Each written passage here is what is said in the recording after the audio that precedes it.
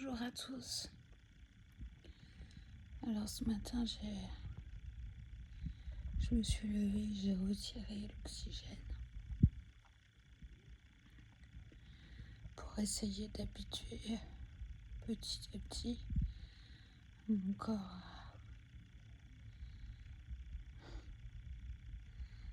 à vivre sans, à respirer tout seul en fait. Et c'est assez compliqué. Je vous cache pas que je lutte, donc je veux pas tarder à la remettre. J'ai pas envie de me mettre non plus dans le mal en forçant. Je sais que de toute façon j'en aurai besoin pour le reste de ma vie, que mes poumons sont très abîmés, mais des fois je fais des petites tentatives comme ça, puis en fait ça me rappelle vite que j'en ai besoin. Voilà, et c'est comme ça. Que voulez-vous? Je suis très fatiguée, extrêmement fatiguée.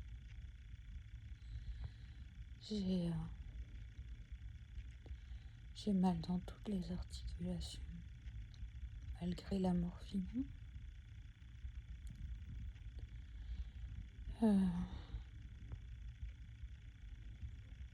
J'ai l'impression que je n'arrive pas à me remettre de ce que j'ai vécu. Et pourtant, Dieu sait que j'en ai vécu des choses. Et surtout à l'hôpital. Je vais vous expliquer un petit peu tout ce qui m'est arrivé avant d'avoir le Covid. Accrochez-vous. Je vais essayer de me caler autrement.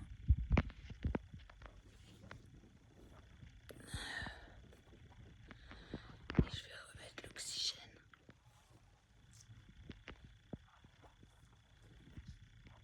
Je reviens.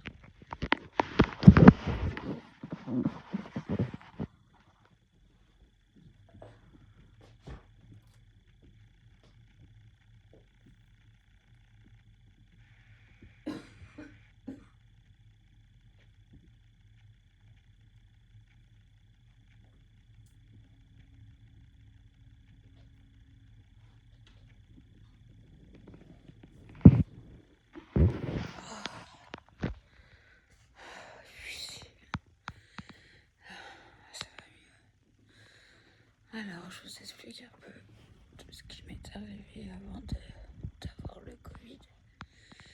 Donc en 2020, ça a commencé déjà à l'âge de 13-14 ans. Alors déjà, avant ça, j'étais malade tout le temps. Quand je vois mon carnet de santé, il y a même des feuilles qui ont été rajoutées parce que j'étais tout le temps malade. Mais bon, bref, ça c'est... J'en ai pas tellement souvenir en fait. À l'âge de 13-14 ans, j'ai commencé à pas être bien, à faire des malaises très souvent, à être pas en forme, quoi. Vraiment pas en forme. Je faisais beaucoup de convulsions et je le cachais à mon père. Quand je sentais que la convulsion allait arriver, j'allais dans une autre pièce où voilà, pour pas qu'il le voie. Je sais pas pourquoi je réagissais comme ça. Peut-être pour pas l'inquiéter, je sais pas. Franchement, je n'en ai aucune idée. Et je sais que j'ai convulsé énormément de fois. Et j'en ai jamais parlé à mon père. Jamais. Jusqu'au jour où je suis allée chez une copine et c'est arrivé chez ma copine en pleine nuit. Et là, forcément, ils ont été mis au courant. Mon médecin pas fait grand-chose. Mais on a plus parlé de malaise que de convulsion en fait.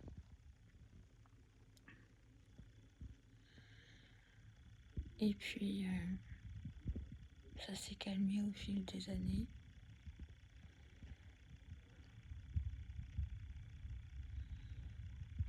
Et puis pour finir par s'arrêter presque complètement. Mais je savais toujours pas ce que j'avais. Et j'en parlais toujours pas. Et voilà, pour moi c'était devenu normal quasiment. Et jusqu'au jour où j'ai rencontré le père de mes enfants. Donc je suis tombée enceinte. Puis à 5 ans et demi de grossesse, un matin, je me mets à convulser énormément. J'étais remplie d'œdème déjà la veille. J'avais vu mon gynécologue la veille parce que j'étais remplie d'œdème. J'avais du sucre dans les urines, donc de l'albumine. Et je me sentais vraiment pas bien. Donc il m'a juste dit, j'avais 16 de tension et il m'a dit faut faire attention à ce que vous mangez, vous avez vu dans l'état que vous êtes. Enfin, en gros, je me suis fait engueuler. J'avais 21 ans à l'époque. Et le lendemain matin, je me réveille et je me sens très mal. Le père de mes enfants me dit va prendre une douche, ça va peut-être aller mieux. Et dans la douche, je me sens vraiment pas bien. J'ai l'impression que dans ma tête, ça va à 100 à l'heure. Bref, lui, il part au travail et je me retrouve toute seule à la maison, enceinte et pas bien du tout. Jusqu'à ce que je commence à convulser. Une fois, 2 fois, 3 fois, d'affilée. Et je suis incapable d'appeler les secours. Parce que là, pour le coup, je sais que c'est grave. Je suis pas assez consciente pour appeler les secours. J'arrive plus à réfléchir. Je suis dans un état quasi inconsciente. Puis j'entends ma belle-mère arriver en voiture. Je sais que les portes sont fermées à clé et j'arrive à me hisser par terre en rampant pour aller chercher les clés sur la porte. Ça, c'est vraiment l'instinct de survie. Hein. Parce que je n'arrive toujours pas à comprendre comment j'ai réussi à faire ça. Chercher les clés sur la porte et lui essayer de lui lancer pour qu'elle puisse ouvrir le portail. Et de là, trou noir. Donc j'ai été emmenée, transportée, je suis tombée dans le coma déjà. J'ai été transportée très rapidement à l'hôpital. On m'a fait une césarienne en urgence. Et donc j'ai atterri en Réa et mon fils a été transporté à Paris. Voilà. Très grand prématuré. Voilà un peu l'histoire des débuts.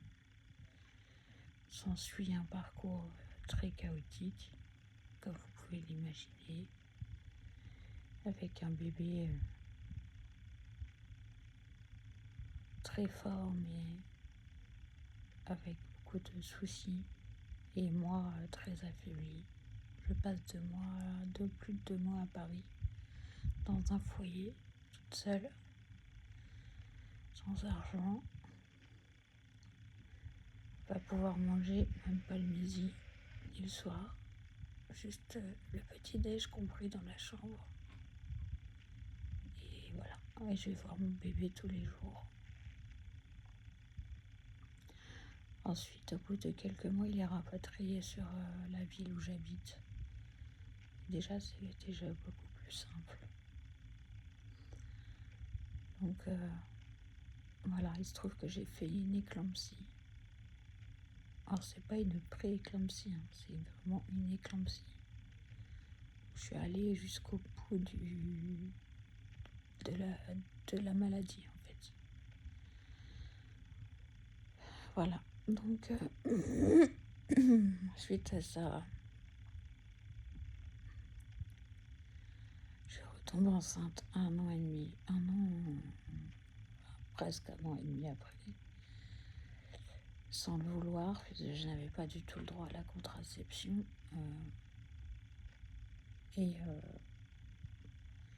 Malgré les prescriptions des médecins, comme quoi ça va être une grossesse à risque et qu'il va falloir faire très attention, etc., etc., on décide de le garder.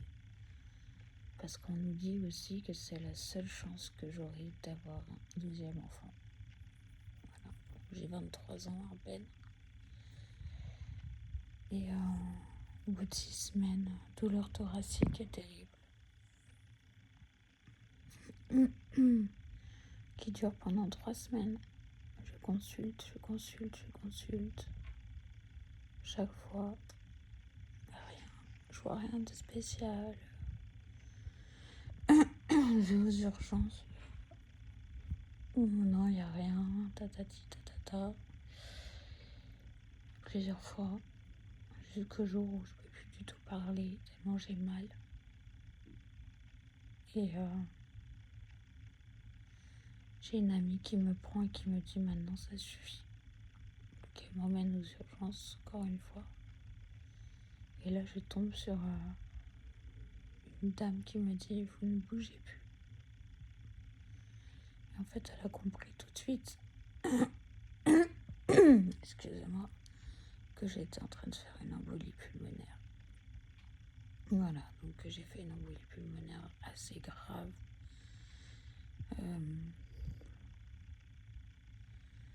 Les traitements ne fonctionnaient pas au début, donc c'était très compliqué pour moi parce que ma maman est décédée d'une embolie. Donc j'ai vraiment, psychologiquement, j'étais vraiment très mal et ça a été vraiment une épreuve. Donc bref, je suis sortie de l'hôpital au bout de presque 15 jours. Et j'ai continué ma grossesse avec des injections, 2 fois par jour pendant presque 1 an. J'ai eu d'anticoagulants. Ensuite arrivent les douleurs au ventre, j'ai accouché, etc., etc. Ensuite arrivent des douleurs au ventre que j'avais déjà plus jeune, mais j'étais très endurcie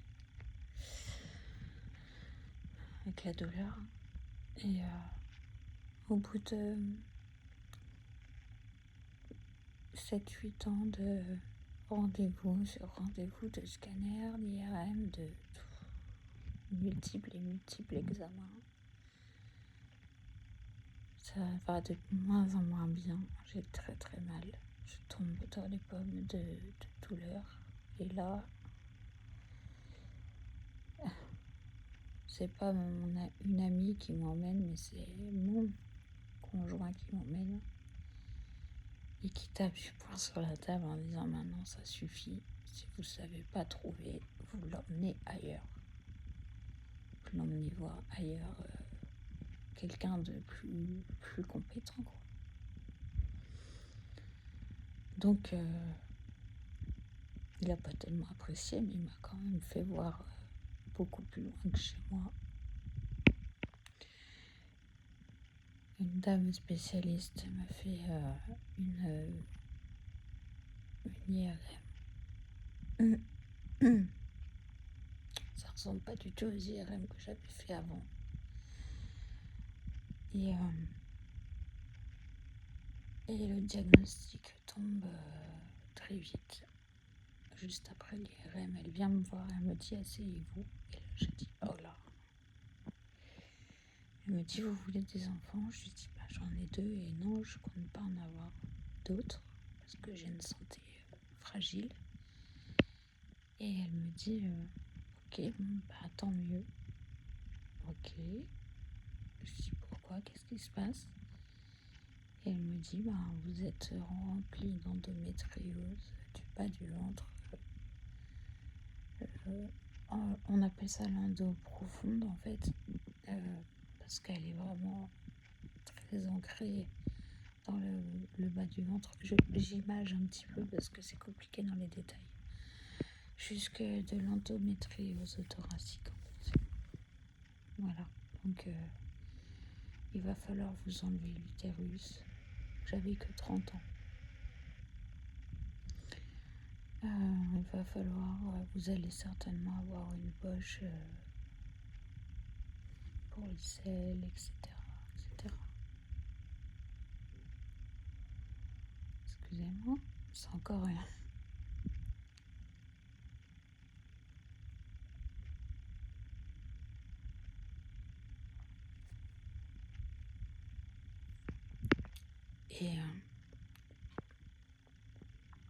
Et là, je suis choquée.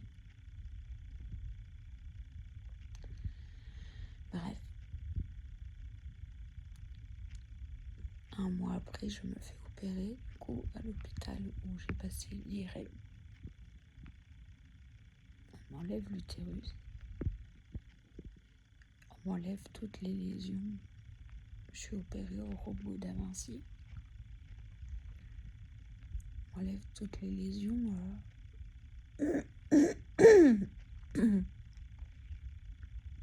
Possible. S'ensuit une longue convalescence. Et puis, ensuite, je commence à avoir des maux de tête terribles et des mal derrière la tête. Pendant des mois et des mois. Et là, je vois dès le départ, je vois un très bon ORL qui me fait passer un scanner et qui me dit oh là. Donc encore une fois, asseyez-vous.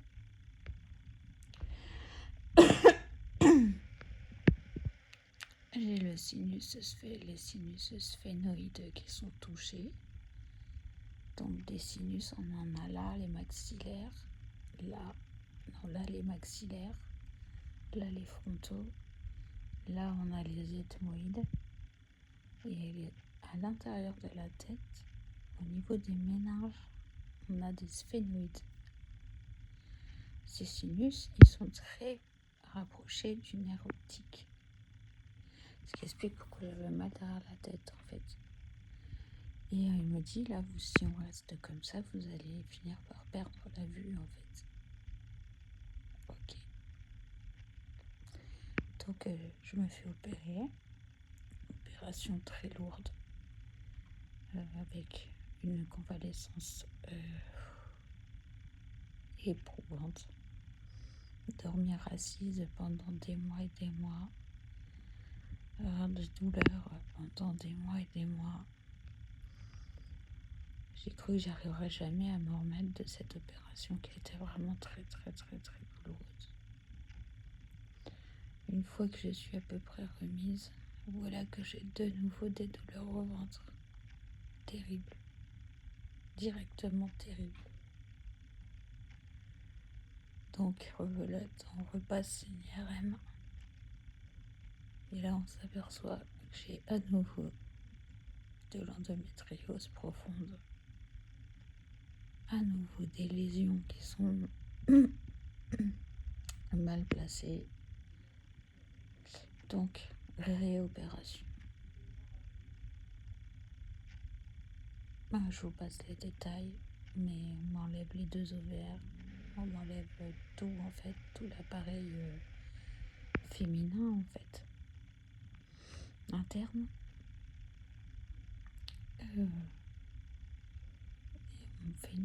On m'enlève le cul-de-sac de Douglas, c'est des termes un peu spéciaux, mais bon, en gros, une grosse opération.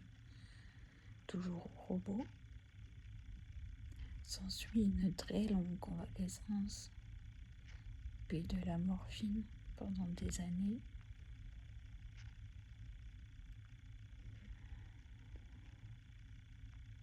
Et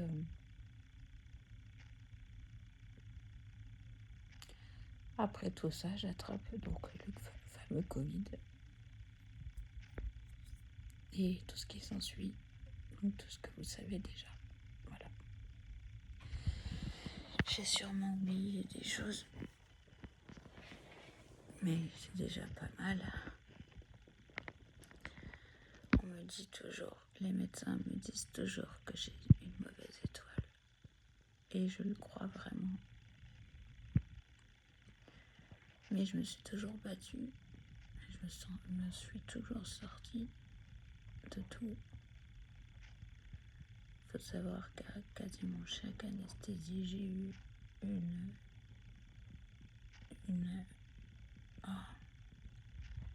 une pneumonie ou des complications. Je me suis toujours sortie. J'ai toujours fait face. Et quand je vous dis, après tout ce que je viens de vous citer, que ce que je suis là aujourd'hui, c'est la pire des choses qui me soit arrivée en termes de douleur, en termes de fatigue, en termes de psychologiquement, en termes de tout en fait. C'est la pire des choses qui me soit arrivée. Donc pour ceux qui ne sont pas malades du Covid long, imaginez-vous un petit peu ce que ça peut donner en fait, ce qu'on vit nous les malades. Voilà, je suis désolée, j'ai fait un post un peu long et ça me tenait à cœur de vous parler de tout ça parce que ça fait partie de ma vie, de mon parcours et j'ai la lèvre qui part de travers. Et voilà, il faut que je me stoppe là parce que